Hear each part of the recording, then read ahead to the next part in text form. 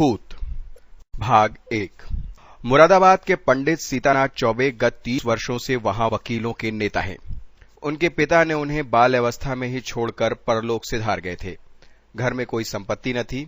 माता ने बड़े कष्ट झेलकर उन्हें पाला और पढ़ाया।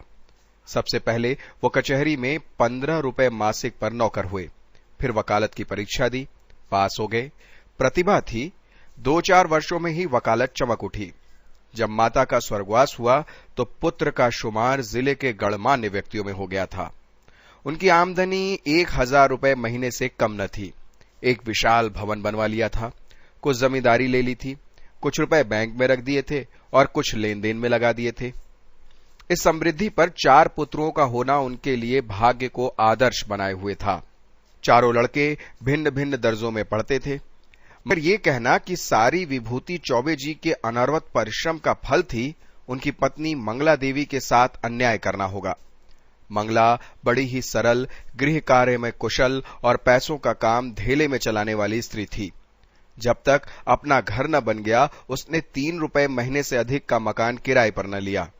तो रसोई के लिए मिसराइन तो उसने तब तक न रखी। उसे अगर कोई व्यसन न था तो गहनों का, और चौबे जी करें भी अगर कुछ व्यसन तो स्त्री को गहने पहनाने का। सच्चे पत्नी परायण मनुष्य थे। साधारणतः महफिलों में वेश्याओं से हंसी मजाक कर लेना इतना बुरा नहीं समझा जाता था, पर पंडित जी अपने जीवन में कभी भी नाच गाने की महफिल में न गए। 5 बजे तड़के से लेकर 12 बजे रात तक उनका व्यसन मनोरंजन, पढ़ना लिखना, अनुशीलन, जो कुछ था कानून था। न उन्हें राजनीति से प्रेम था, न जाति सेवा से। ये सभी काम उन्हें व्यर्थ जान पड़ते थे। उनके विचार में अगर कोई काम करने लायक था तो बस कचहरी जाना, बहस करना, रुपए जमा करना और भोजन करके सो जाना। जैसे वेदांती से ब्रह्म के अतिरिक्त जगत मिथ्या जान पड़ता, वैसे ही चौबे जी को कानून के सिवा सारा संसार मिथ्या प्रतीत होता। सब माया थी, एक कानून ही सत्य था। भाग 2। चौबे जी के मुख्य चंद्र में केवल एक कला की कमी थी, उनके कोई कन्या न थी। पहलौटी कन्या के बाद फिर कन्या नहीं हुई थी और न अब होने की आशा थी। स्त्री और पुरुष दोनों उस कन्या को याद करके रोया करते। लड़कियां बचपन में लड़कों से ज्यादा चोंचले करती हैं। उन चोंचलों के लिए दोनों प्राणी विकल रहते। मां सोचती लड़की होती तो उसके लिए गहने बनवाती, उसके बाल गूंथती। लड़की पैजानियां पहने ठुमक ठुमक आंगन में चलती तो कितना आनंद आता। चौबे सोचते कन्यादान के बिना मोक्ष कैसे होगा। कन्यादान महादान, जिसने ये दान न किया उसका जन्म ही वृथा गया। आखिर ये लालसा इतनी प्रबल हुई कि मंगला ने छोटी बहन को बुलाकर कन्या की भांति पालने का निश्चय किया। उसके मां बाप निर्धन थे, राजी हो गए। ये बालिका मंगला की सौतेली मां की कन्या थी। बड़ी सुंदर और बड़ी चंचल थी। नाम था बिन्नी। पेज 43। चौबे जी का घर उसके आने से खिल उठा। 2-4 ही दिनों में लड़की अपने मां बाप को भूल गई। उसकी उम्र तो केवल 4 वर्ष थी, पर उसे खेलने की अपेक्षा कुछ काम करना अच्छा लगता। मंगला रसोई बनाने जाती तो बिन्नी भी उसके पीछे पीछे जाती। उसे आटा गूंथने के लिए झगड़ा करती। तरकारी काटने में उसे बड़ा मजा आता था। जब तक वकील साहब घर पर रहते तब तक वो उनके साथ दीवान खाने में बैठी रहती। कभी किताब उलटती, कभी दावात कलम से खेलती। चौबे जी मुस्कुराकर कहते, बेटी मार खाओगी। बिन्नी कहती, तुम मार खाओगे, मैं तुम्हारे कान काट लूंगी, जूजू को बुलाकर पकड़ा दूंगी। इस पर दीवान खाने में खूब कह कहे उड़ते। वकील साहब कभी इतने बाल वत्सल न थे। जब बाहर जाते तो कुछ न कुछ सौगात बिन्नी के वास्ते जरूर लाते और घर में कदम रखते ही पुकारते, बिन्नी बेटी चलो। बिन्नी दौड़ती हुई आकर उनकी गोद में बैठ जाती। मंगला एक दिन बिल्ली को लिए हुए बैठी थी। इतने में पंडित जी आ गए। बिन्नी दौड़कर उनकी गोद में जा बैठी। पंडित जी ने पूछा, तू किसकी बेटी है? बिन्नी, न बताऊंगी। मंगला, कह दे बेटा, जीजी की बेटी हूं। पंडित, तू मेरी बेटी है बिन्नी, इनकी नहीं। बिन्नी, न बताऊंगी। पंडित, अच्छा, हम लोग आंखें बंद किए बैठे हैं, बिन्नी जिसकी बेटी है उसकी गोद में बैठ जाएगी। बिन्नी उठी और फिर चौबे जी की गोद में जाकर बैठ गई। पंडित, मेरी बेटी मेरी बेटी, और अब न कहना कि मेरी बेटी है। मंगला, अच्छा जाओ बिन्नी, मैं तुम्हें मिठाई न दूंगी, गुड़िया से भी न मंगा दूंगी। बिन्नी, भैया जी मंगा देंगे, तुम्हें न दूंगी। वकील साहब ने हंसकर बिन्नी को छाती से लगा लिया और गोद में लिए हुए बाहर चले गए। वो अपने इष्ट मित्रों को भी इस बाल क्रीड़ा का रसवादन कराना चाहते थे। आज से कोई बिन्नी से पूछता कि तू किसकी बेटी है, तो बिन्नी चट से कह देती, भैया की। एक बार बिन्नी का बाप आकर उसको अपने साथ ले गया। बिन्नी ने रो रो कर दुनिया सिर पे उठा ली थी। इधर चौबे जी का भी दिन काटना मुश्किल हो गया था। 1 महीना भी न गुजरने पाया था कि वो फिर ससुराल चले गए और बिन्नी को लिवा आए। बिन्नी अपनी माता और पिता को भूल गई। वो चौबे जी को अपना बाप और मंगला को अपनी मां समझने लगी। जिन्होंने उसे जन्म दिया था अब वे गैर हो गए थे। भाग 3। कई साल गुजर गए। वकील साहब के बेटों के विवाह हुए। उनमें से 2 अपने बच्चों को लेकर अन्य जिलों में वकालत करने चले गए। 2 कॉलेज में पढ़ते थे। बिन्नी भी कली से फूल हो गई। ऐसी रूप गुणशील वाली बालिका बिरादरी में और न थी। पढ़ने लिखने में चतुर, घर के काम धंधों में कुशल, बूटे कसीदे सोने पिरोने में दक्ष, पाक कला में निपुण, मधुर भाषणी, लज्जाशील, अनुपम रूप की राशि। पेज 44। उषा की लालिमा में, ज्योत्सना की मनोहर छटा में, खिले हुए गुलाब के ऊपर सूर्य की किरणों से चमकते हुए तुषार बिंदु में भी वो प्राणप्रद सुषमा और शोभा न थी। श्वेत हेम मुटधारी पर्वत में वो शीतलता न थी जो बिन्नी अर्थात विंदेश्वरी के विशाल नेत्रों में थी। चौबे जी ने बिन्नी के लिए सुयोग्य वर खोजना शुरू किया। लड़कों की शादियों में दिल के अरमान निकाल चुके थे। अब कन्या के विवाह में हौसले पूरा करना चाहते थे। धन लुटाकर कीर्ति पा चुके थे। अब दान दहेज में नाम कमाने की लालसा थी। बेटे का विवाह कर लेना आसान है, पर कन्या के विवाह में आबरू निबाह ले जाना कठिन है। नौका पर सभी यात्रा करते, जो तैर कर नदी पार करे वही प्रशंसा का अधिकारी है। धन की कमी न थी। अच्छा घर और सुयोग्य वर मिल गया। जन्म पत्र मिल गए, बनावट बन गए, फलदान और तिलक की रस्में भी अदा कर दी गईं। पर हाय रे दुर्देव, कहां वो विवाह की तैयार हो रही थी कि द्वार पे दर्जी, सुनार, हलवाई सब अपना अपना काम करते थे, और कहां निर्दय विधाता ने लीला रच दी। विवाह के 1 सप्ताह पहले मंगला अनायास बीमार पड़ गई। 3 दिन में ही उसके सारे अरमान लिए हुए परलोक सिधर गए। संध्या हो गई थी। मंगला चरपाई पर पड़ी हुई थी। बेटे, बहुए, पोते, पोतियां सब चारपाई के चारों ओर खड़े थे। बिन्नी पैताने बैठी मंगला के पैर दबा रही थी। मृत्यु के समय भी भयंकर निस्तब्धता छाई हुई थी। कोई किसी से कुछ न बोलता। दिल में सब समझ रहे थे कि क्या होने वाला है। केवल चौबे जी वहां न थे। सहसा मंगला ने इधर उधर इच्छापूर्ण दृष्टि से देखा। कहा, जरा उन्हें बुला दो, कहां है? पंडित जी अपने कमरे में बैठ के रो रहे थे। संदेश पाते ही आंसू पोंछते हुए घर में आए और बड़े धैर्य के साथ मंगला के सामने हो गए। डर रहे थे कहीं मेरी आंखों के आंसू की एक बूंद भी निकली तो घर में हाहाकार मच जाएगा। मंगला ने कहा, एक बात पूछती हूं, बुरा न मानना, बिन्नी तुम्हारी कौन है? पंडित, बिन्नी कौन है? मेरी बेटी है, और कौन? मंगला, हां मैं। हां, मैं तुम्हारे मुंह से यही सुनना चाहती थी। उसे सदा अपनी बेटी समझे रहना। उसके विवाह के लिए जो जो तैयारियां की थी उनमें कुछ कांट छांट मत करना। पंडित, इसकी तुम चिंता न करो। ईश्वर ने चाहा तो कुछ ज्यादा ही धूमधाम से विवाह होगा। मंगला, उसे हमेशा बुलाते रहना। तीज त्योहार में कभी मत भूलना। पंडित, इन बातों की मुझे याद दिलाने की जरूरत नहीं। मंगला ने कुछ सोचकर फिर कहा, इसी साल विवाह कर देना। पंडित, इस साल कैसे होगा? मंगला, ये फागुन का महीना है, जेठ तक लगन है।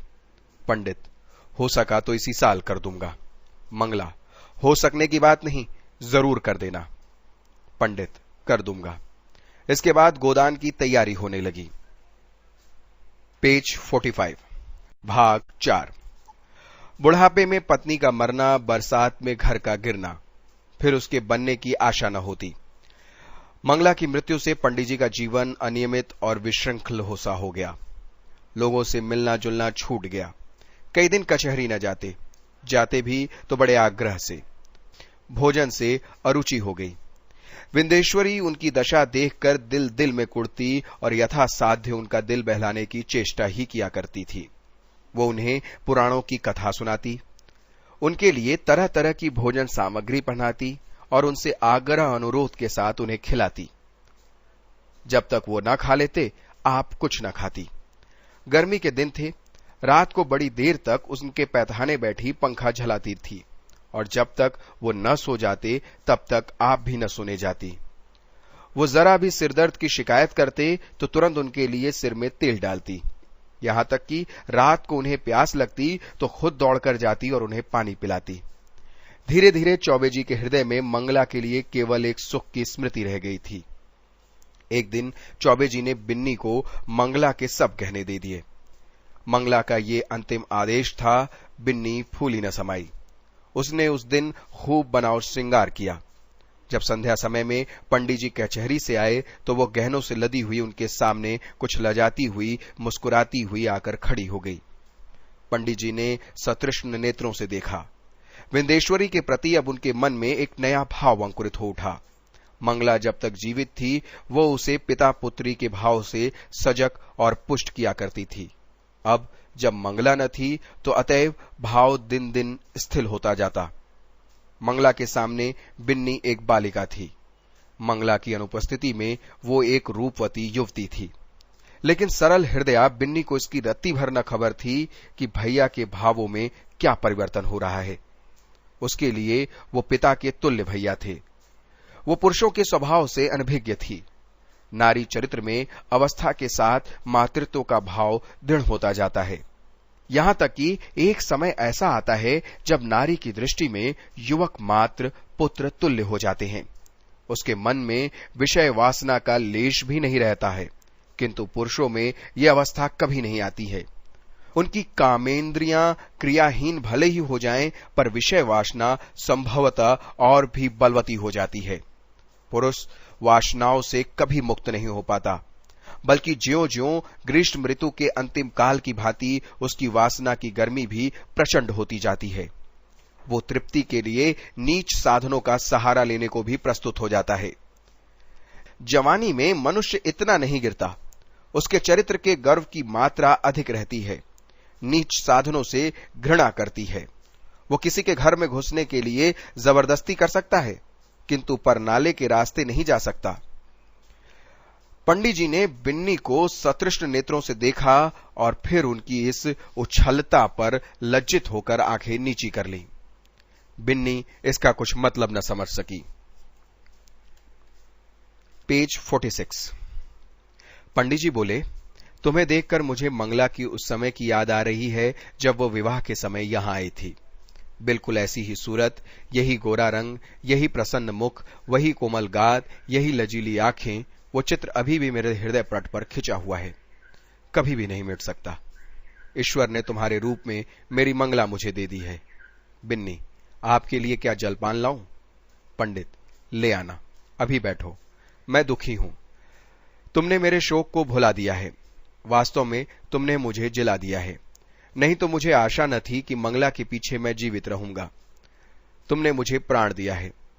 मैं नहीं जानता तुम्हारे जले जाने के बाद मेरी क्या दशा होगी। बिन्नी, कहां चले जाने के बाद? मैं कहीं नहीं जा रही हूं। पंडित, क्यों? तुम्हारे विवाह की तिथि आ रही है, चली ही जाओगी। बिन्नी सचुकाती हुई, ऐसी क्या जल्दी है? पंडित, जल्दी क्यों नहीं है, जमाना हंसेगा। बिन्नी, हंसने दीजिए, मैं यहीं आपकी सेवा करती रहूंगी। पंडित, नहीं बिन्नी, मेरे लिए तुम क्यों हलकान होगी? मैं अभागा हूं, जब तक जिंदगी है जीऊंगा, चाहे रो जीऊं चाहे हंसकर। हंसी मेरे भाग्य से उठ गई। तुमने इतने दिनों संभाल लिया, यही क्या कम एहसान किया? मैं ये जानता हूं कि तुम्हारे जाने के बाद मेरी कोई खबर लेने वाला नहीं रहेगा। ये घर तहस नहस हो जाएगा और मुझे घर छोड़कर भागना पड़ेगा। पर क्या किया जाए, लाचारी है। तुम्हारे बिना अब मैं यहां क्षण भर भी न रह सकता हूं। मंगला की खाली जगह तुमने पूरी की, अब तुम्हारा स्थान कौन भरेगा? बिन्नी, क्या इस साल तक नहीं रुक सकता? मैं आपको इस दशा में छोड़कर न जाऊंगी। पंडित, अपने बस की तो बात नहीं है, वे लोग आग्रह करेंगे, मजबूर होकर करना ही पड़ेगा। बिन्नी, बहुत जल्दी मचाएं तो आप कह दीजिएगा, अब नहीं करेंगे। उन लोगों के जी में आए तो करें, यहां कोई उनका दबैल नहीं बैठा हुआ है। पंडित, वे लोग अभी से आग्रह कर रहे हैं। बिन्नी, आप फटकार क्यों नहीं देते? पंडित, करना तो है ही है, फिर विलंब क्यों करूं? ये दुख और वियोग एक दिन होना ही है।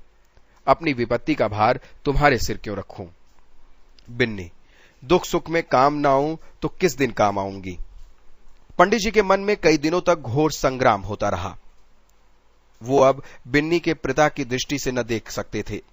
बिन्नी अब मंगला की बहन और उनकी साली थी। जमाना हंसेगा तो हंसे, जिंदगी तो आनंद से गुजरेगी। उनकी भावनाएं कभी इतनी उल्लामयी न थीं। उन्होंने अपने अंगों में फिर जवानी की स्फूर्ति का अनुभव हो रहा था। पेज 47। वो सोचते, बिन्नी को तो मैं अपनी पुत्री समझता था, पर वो मेरी पुत्री है तो नहीं। इस तरह समझने से क्या होता है? कौन जाने ईश्वर को यही मंजूर हो। नहीं तो बिन्नी यहां आती ही क्यों? उसने इसी बहाने ये संयोग निश्चित कर दिया होगा। उसकी लीला तो अपरंपार है। पंडित जी ने वर के पिता को सूचना दी कि कुछ विशेष कारणों से इस साल विवाह नहीं हो सकता। विंध्येश्वरी को अभी तक कुछ खबर न थी कि मेरे लिए क्या क्या षड्यंत्र रचे जा रहे हैं। वो खुश थी कि भैया जी की सेवा कर रही हूं और भैया जी मुझसे प्रसन्न हैं। बहन का उन्हें बड़ा दुख है। मैं न रहूंगी तो वह कहीं चले जाएंगे। कौन जाने साधु सन्यासी न हो जाएं। घर में कैसे मन लगेगा? वो पंडित जी का मन बहलाने का निरंतर प्रयास करती, उन्हें कभी मन मारने न बैठने देती। पंडित जी का मन अब कचहरी में न लगता। घंटे 2 घंटे में बैठकर चले आते। युवकों के प्रेम में विफलता होती और वृद्धों को प्रेम में श्रद्धा। वे अपनी यौवन की कमी को खुशामद से, मीठी बातों से और हाजिर जवाबी से पूर्ण करना चाहते। मंगला को मरे अभी 3 महीने गुजरे थे कि चौबे जी ससुराल पहुंचे। सास से मुंह मांगी मुराद पाई। उसके 2 पुत्र थे। घर में कुछ पूंजी न थी। उनके पालन और शिक्षा के लिए कोई ठिकाना नजर न आता। मंगला मर ही चुकी थी। लड़की का विवाह जो ही हो जाएगा वो अपने घर को ही हो रहेगी। फिर चौबे जी से नाता टूट जाएगा। वो इसी चिंता में पड़ी थी कि चौबे जी पहुंचे मानो देवता स्वयं वरदान देने आए हैं। चौबे जी भोजन करके लेटे तो सास ने कहा, भैया कहीं बातचीत हुई कि नहीं? पंडित, अम्मा, अब मेरे विवाह की क्या बातचीत होगी? सास, क्यों भैया, तुम्हारी उम्र ही क्या है? पंडित, करना भी चाहूं तो बदनामी के डर से नहीं कर सकता। फिर मुझे पूछता ही कौन है? सास, पूछने को तो हजारों है। दूर क्यों जाते हो? अपने घर में ही लड़की बैठी है। सुना है तुमने मंगला के सब गहने बिन्नी को दे दिए। कहीं और विवाह हुआ तो ये 1000 की चीजें तुम्हारे हाथ से निकल जाएंगी। तुमसे अच्छा घर मैं कहां पाऊंगी? तुम ही उसे अंगीकार कर लो, मैं तो तर हो जाऊंगी। अंधा क्या मांगे 2 आंख। चौबे जी को मानो विवश